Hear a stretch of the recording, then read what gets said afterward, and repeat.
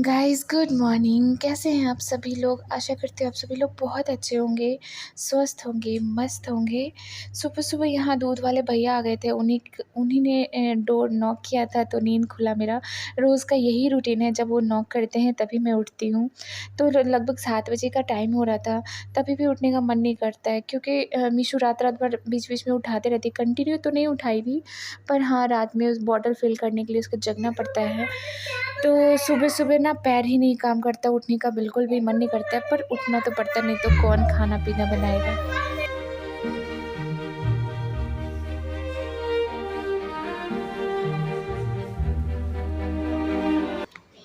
यहाँ मीशू सो रही है दूध पी के और तब फिर सो गई थी, बीच में उठी थी। यहाँ लड्डू और उसके पापा भी सो रहे हैं अभी। तो ये लोग को सोता हुआ छोड़ देते हैं, चलते हैं हम अपने काम में लग जाते हैं। हमारा तो कभी भी छुट्टी नहीं होता है, संडे को भी छुट्टी नहीं होता है। तो यहाँ दूध वाले भैया आ गए थे, फिर मैंने यहाँ पे दूध रख दिया था लगे हाथ बॉयल होने के लिए, क्योंकि बच्चे उठते हैं ना सो के तो दूध खोजते हैं, इसीलिए। यहाँ बाहर का मौसम आपको दिखा रही हूँ। अच्छा, आप लोग बताइएगा क्या आपकी तरफ भी ठंडी महसूस हो रही है? तो मैं तो अब मीशू के लिए बच्चों वाला जो वो रैपर रहता है ना, जिसमें बच्चे को रैप करते हैं, जो ठंडी का होता है, वो लेने को सोच रही हूँ। ऑर्डर करूँगी, जब मंगाऊँगी तो आपको ज़रूर से दिखाऊँगी। यहाँ अब दोपहर के टाइम में, सुबह के टाइम में या रात के टाइम में कभी भी देख लीजिए कनकनी जैसा फ़ील होने लगा है। तो आप लोग भी बताइएगा क्या आपकी तरफ भी ऐसा फ़ील हो रहा है क्या? फिर चलिए अब झाड़ू लगा लेते हैं। इधर मैंने किचन में दूध बॉयल होने के लिए रख ही दिया था, तो सबसे पहले तो झाड़ू से शुरुआत करते हैं। यहाँ बस झाड़ू लगा ले रही हूँ, सब जगह झाड़ू लगा लूँगी।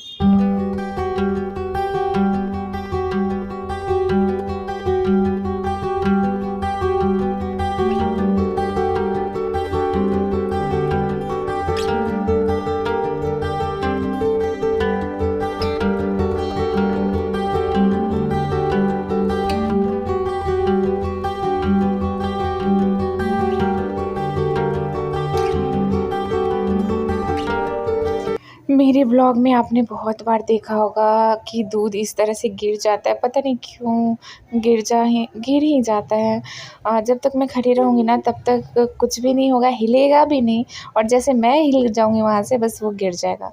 यहाँ चाय बनने के लिए रख दिया था, क्योंकि पतिदेव को बेड टी देना होता है तभी वो उठते हैं। बस चाय यहाँ पे बन रही है। आज बनाऊँगी पालक और आलू की सब्ज़ी। पहले मैंने सोचा था कि पालक का कोफ्ता बना लूँ, लेकिन इधर कुछ दिनों से थोड़ा ऑयली खाना हो गया है, इसलिए फिर मन नहीं किया बनाने का। यहाँ चाय बन गया था, उसे छान लूँगी। आटा भी लगा दिया है और तब तक कूड़े वाली गाड़ी आ गई है, तो मैं चलती हूँ कूड़ा फेंकने। कूड़ा फेंक कर आऊँगी, उसके बाद फिर हैंड वॉश वगैरह करके और तब चाय लेकर जाऊँगी। तो चाय हमने पी लिया था और यहाँ पे मैं ना आटे की लोई बना ले रही हूँ रोटी बनाने के लिए। तो मैं लोई पहले बना के रख लेती हूँ, उसके बाद रोटियाँ बना लेती हूँ। मुझे ऐसे ना ज़्यादा कन्वीनिएंट लगता है। और आज मैंने चाय बनाते हुए नहीं दिखाया, चाय पीते हुए नहीं दिखाया था। रोज़-रोज़ एक ही चीज़ दिखाना सही नहीं लगता। यहाँ लड्डू का आज एग्ज़ाम था, तो लड्डू के लिए मैंने बनाया था एक आलू भर के पराठा और जलेबी और सॉस ये था लड्डू का। और ये पतिदेव के लिए मैंने घी लगा के रोटी बनाई थी। और यहाँ आलू पालक वाली जो सब्ज़ी मैंने बनाया है वो है। यहाँ सलाद दे दिया है, एक अचार दे दिया है और फिर 2 जलेबी भी मैं रख दूँगी हस्बैंड के भी लंच बॉक्स में। उन्हें खाने का टाइम नहीं मिलता ना, इसलिए मैं उन्हें ऑफ़िस में ही जो खाना होता है दे देती हूँ। लड्डू को फटाफट से तैयार कर दिया है। आज ही से मैं ही स्कूल छोड़ने जाऊँगी, क्योंकि लेट हो गया था। बस 10 मिनट में लड्डू को तैयार करना होता है। फटाफट से बस ब्रश करके नहला ही देती हूँ इसे, तो मेरे साथ आ जाएगा लड्डू स्कूल।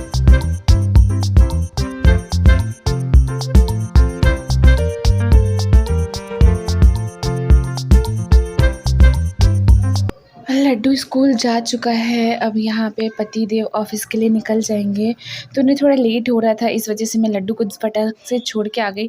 लड्डू का स्कूल बहुत पास में है, ज़्यादा टाइम नहीं लगता है, तो मैं जल्दी से छोड़ कर आ गई। और यहाँ अब पतिदेव ऑफ़िस के लिए निकल जाएँगे। उसके बाद भी बहुत सारे काम होते हैं। चलिए आपको आज बताती हूँ कि मेरा ब्लॉग रोज़-रोज़ क्यों नहीं आ पाता है। मैं हमेशा कोशिश करती हूँ कि मैं रोज़-रोज़ ब्लॉग डालूँ, पर एक तो छोटे बच्चे हैं, इस वजह से नहीं आ पाता है। बहुत सारा काम हो जाता है। आप प्लस मोबाइल मेरे पास नहीं हो पाता हर टाइम, क्योंकि एक ही मोबाइल है मेरे पास। तो लड्डू कभी कभी देखने के लिए ले लेता है, उसे बहलाने के लिए देना पड़ता है मोबाइल। आई नो कि वो मोबाइल नहीं देना चाहिए बच्चों को, पर कोई ऑप्शन नहीं रहता जब आप अकेले रहते हो तो देना पड़ता है। यहाँ मैं बर्तन जो थोड़े बहुत थे, सेकंड टाइम में बर्तन मैं धो रही हूँ यहाँ पे। तब तक मीशू बहुत उठ के रोने लगी थी, इसके पास आ गई और फिर थोड़ा बेड वेड सही किया मैंने। तो बेड सही करने के बाद उसके बाद वो चारपाई जो लगाती हूँ ना वो हटा दूँगी वहाँ से, और फिर मीशू को तैयार कर लूँगी।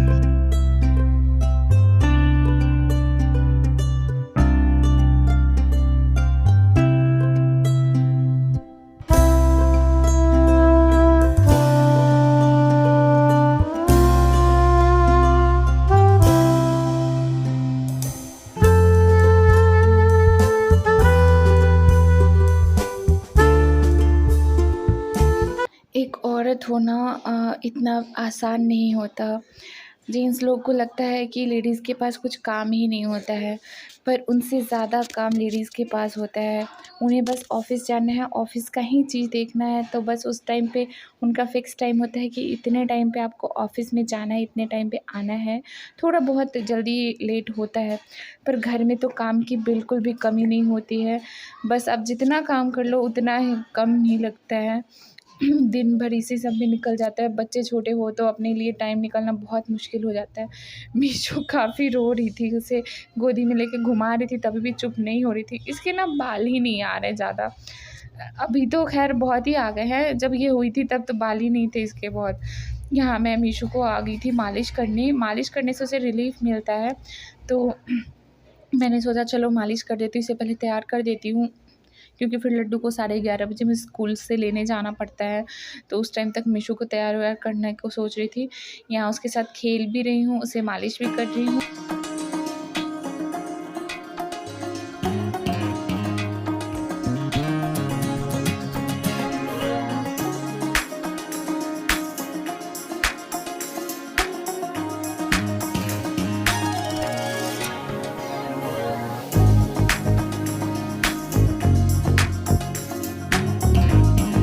मालिश करने के बाद फिर थोड़ी देर रुक के और तब आई हूँ इसे नहलाने।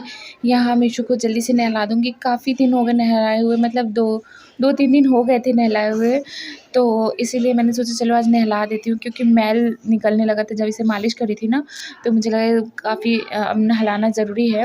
तो इसी तरह से नहलाती हूँ मैं इसे गोद में लेकर, और अपने नहाने से पहले ही नहलाती हूँ, क्योंकि फिर मैं भी गीली हो जाती हूँ पूरा, इसलिए इस तरह से नहलाती हूँ। टब में डाल देती हूँ और बड़े आराम से। पहले ना मुझे बच्चे को नहलाना नहीं आता था, मैं तो सोच भी नहीं सकती थी कि इस तरह से मैं बच्चे को नहलाऊँगी या ऐसे, मतलब इतना देखभाल इस तरह से कर पाऊँगी। पर जब अपना होता है ना तो बोलते हैं कि लोग सब सीख जाते हैं, तो उसी तरह से मैं भी सीख गई हूँ।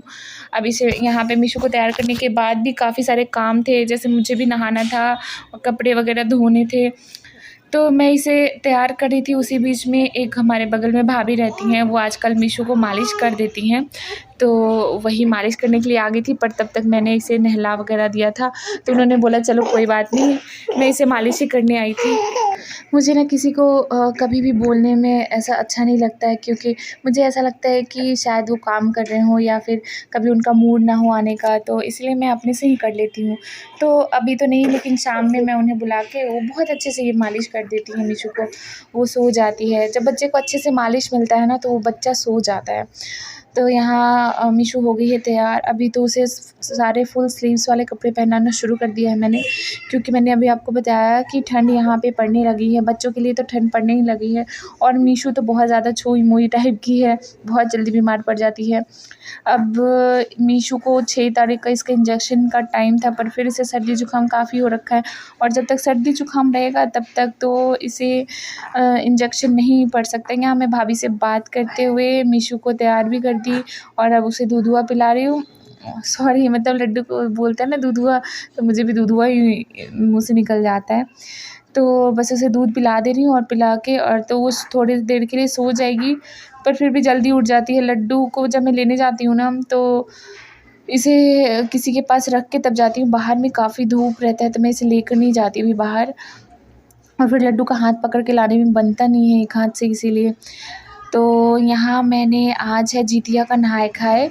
तो इस बार ना 2 दिन का जितिया पड़ रहा है, तो मेरे ससुराल में ना आज ही जितिया का नहाय खाए है, मतलब बृहस्पति